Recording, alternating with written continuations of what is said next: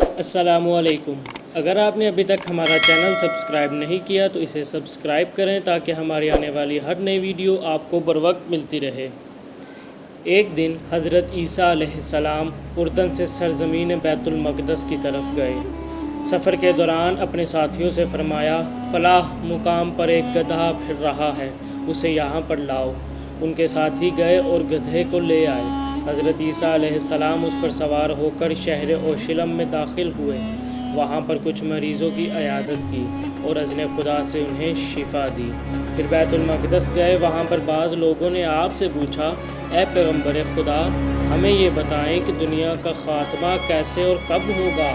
حضرت عیسیٰ علیہ السلام نے فرمایا، میں آپ کو مطلع کر رہا ہوں کہ میرے بعد ایک پیغمبر آئیں گے، ان کا نام مبارک احمد ہوگا۔ ان کے ایک فرزند جو مخلوق خدا پر حجت ہوں گے قیام کریں گے اور اس زمین کو عدل و انصاف سے اس طرح بھر دیں گے جیسے وہ ظلم و جور سے پر ہو چکی ہوگی۔